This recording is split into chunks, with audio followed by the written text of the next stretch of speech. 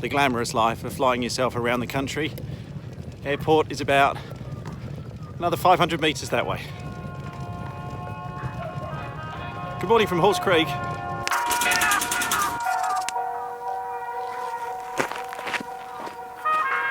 Alright, important moment. Let's see what the oil's doing this morning after our little oil incidents the last few days. 9 quarts of oil, which is exactly where we started yesterday before flying to Wolfe Creek. I really shouldn't say things like this, but I think our oil problems are over on this trip.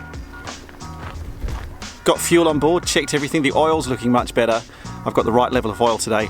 We're also not going to be as high up as we have been, and it's not quite as long a leg as some of the bigger ones we've done in the past. Only 2.5 hours between here and Uluru this morning. The airport itself is called Ayers Rock Airport, so even though a few of you have mentioned in the past that Uluru shouldn't be called Ayers Rock, I should refer to it as Uluru. The airport itself, strictly speaking, you should refer to that as Ayers Rock Airport, so you'll hear me say that on the radio today. But aside from that, I'll just do one more look around the plane, then let's jump on board. We're departing that way. Let's go to Uluru.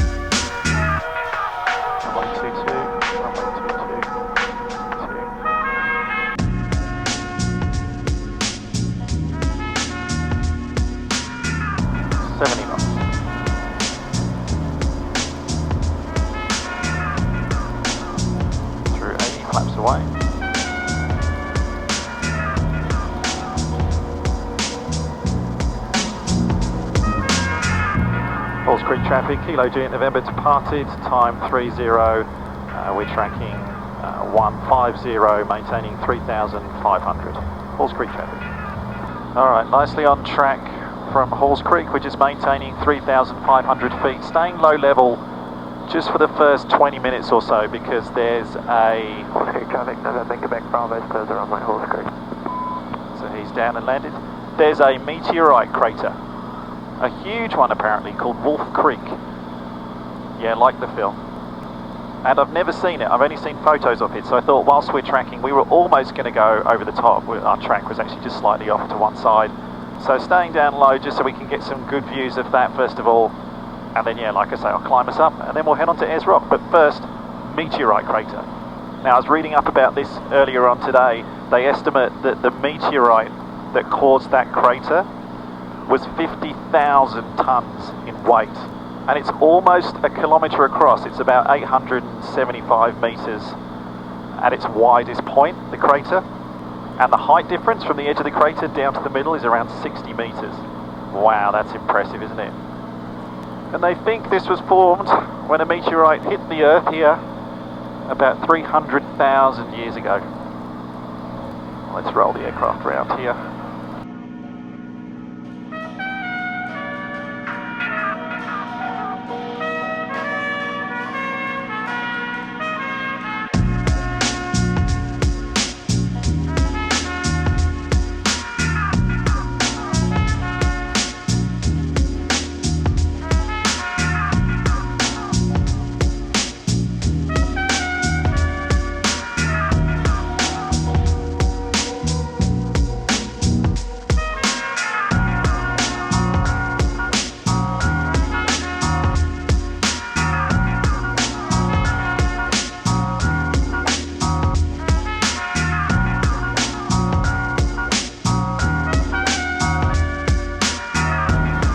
That was really interesting. Hope you enjoyed that.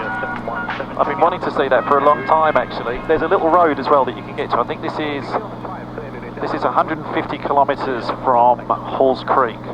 So if you're ever visiting and you got a car or you can hire a car, definitely come down and check it out. I've just brought us back down to 5,500 feet. We were at 7,500. I don't know whether you can see there's this kind of hazy layer it was around 7,500 for probably at least 1,500, 2,000 feet. But I brought us down because in that layer it was a little bit more turbulent. The winds were a little bit mixed up. And I did notice when we were flying through 5,500 that there was quite a nice tailwind and it was fairly smooth. But when I was at 7.5 and leveled off, I thought, yeah, the tailwind wasn't as good and it was a little bit more bumpy. So I brought us back down to 5,500 and it's nice and smooth again. Plus, we've got a 15 knot tailwind, which is just helping push us along at the moment. Meantime though, this part of this leg, when I was planning this Outback flying trip, I do remember this bit, thinking that this was probably the most remote part of the leg in terms of, you can have a look out the cameras there, in terms of down below us. I know we've flown over a lot of remote landscape on this trip so far, which you would have seen with the Nullarbor and flying that long leg between Carnarvon and Broome. But there was a road every now and again, there were townships every now and again, and I was trying to navigate via airstrips and small little homesteads wherever I could. This leg, on the other hand, from Balgo Hill, which we were at just back there, to Ayers Rock, which we'll be at Ayers Rock Airport in 1 hour and 50 minutes, there is not a lot. So I have Melbourne Centre, no I don't, I have Brisbane Centre on the radio, which I'm listening to on the area frequency. I have 1215, the emergency frequency, as a standby. I have my portable ELT here, ready, just in case if I need to get out of the aircraft. I will take this with me, and I'll press that button so they know where I am. I have my survival bag, which is my grab and go survival bag, so if I need to get out of this aircraft quickly on the ground, the only thing I grab, apart from you, Milkshake, of course, don't worry, is my survival bag. Now I'm hoping I never have to use it, of course, but if I do, I'll just go through the procedures. And I've been going through that plan in my head a lot on this leg so far. It's funny thinking like this. You plan it all, and when you're sitting in Melbourne with a cup of tea in your hand on your couch, you're thinking, oh yeah, if this happens, yeah, I'll probably do that, and I need a survival bag, and I need my ELT, and yeah, this is the procedure I'd follow. It's fine when you're sitting there on the couch. When you're actually out here, it kind of becomes quite serious.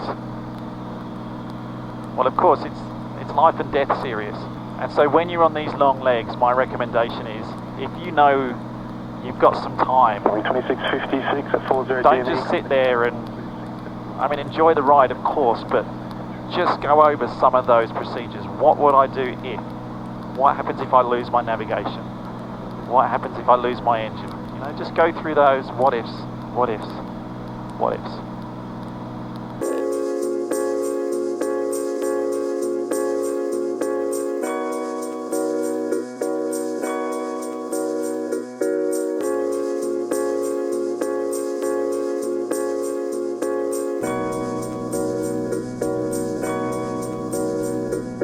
Always nice on these long legs when you get these big features, and you kind of plan these legs as well. This is what I do.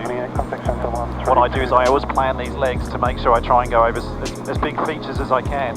And there are a couple of big lakes on this leg which I knew would be coming right in between. So you've got Lake White to our left, Lake Wills, the smaller one, and Lake Hazlitt, which is the larger one across to the right hand side.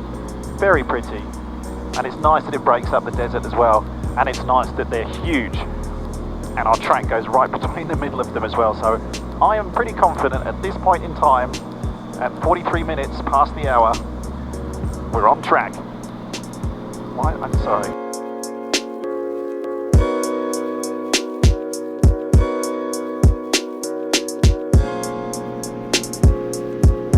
That green line there, that signifies the border between Western Australia, where we've been this last week or so, and the Northern Territory, which is a brand new state for me to fly in Australia. Actually, not a state, I shouldn't say that. It's a new territory. I've never flown myself in the Northern Territory before.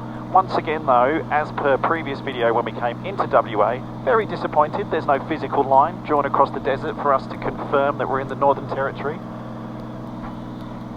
And that's another one of those huge salt lakes out here to the right hand side now. This is, that's Lake Mackay. Another good, useful navigation feature just to confirm that we're on the right track. Such a beautiful day to be doing this. We're still at 5,500 feet. I haven't moved off that, to be honest, for the whole of this long leg over the desert. Nice and smooth, the odd little bump here and there, but you'd expect that with the ground heating up more as the day goes on. It's such awesome landscape though. I mean, I know I've been saying that quite a lot on this trip. And I do sometimes watch these videos back and I do think, oh my God, Steph, you just say that everything is like, oh, awesome landscape, wow, look at that, awesome. But can I be honest, it's so unfamiliar. And it's so new to me, being a pilot that normally flies around busy Class D airports in cities. Sydney, Bankstown, Melbourne, Moorabbin. Those are the 2 airports that I've landed at the most in my life. So to actually come out with the same plane and do the same thing, but just have no one else around you, not just in the air but on the ground as well, just nothing around you to fly over this landscape. It's a real privilege to be able to do something like this. I also want to say thanks again for watching the videos on this series so far, and I want to touch on just one point, something that's been coming up in the comments a little bit. And this is, to me, what makes all of this, and putting these videos together and sharing this with you, this is what makes all of this worthwhile. And those are the comments when I get viewers who say, I'm enjoying the videos and what you're doing is really inspiring me to get out and do something like that myself.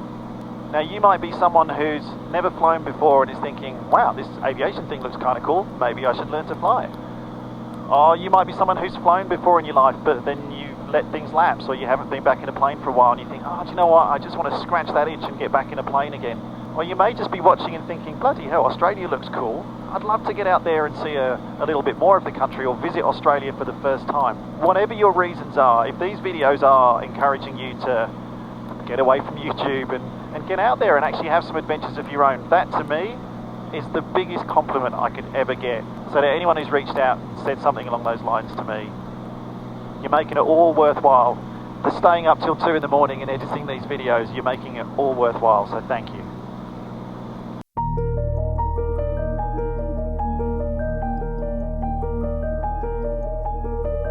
Uluru dead ahead. Wow, that's a cool sight. Never seen it before with my eyes.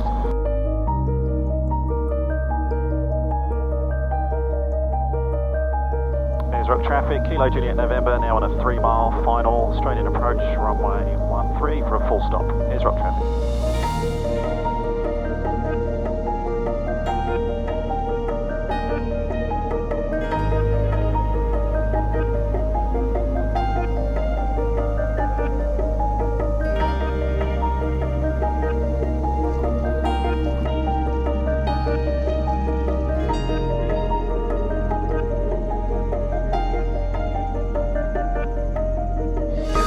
Down, here we are. Welcome to Ayers Rock Airport.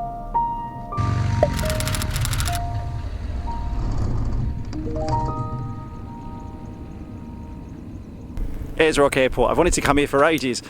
Just put fuel in Kilo Juliet November. Just before I go, let me show you one thing. So don't sign off the video yet. Just show you one thing. Look, watch. Let's just climb up here. Get a better view from the top. You ready? Can you see that? Through the trees. Yeah. In the next video we'll go see that.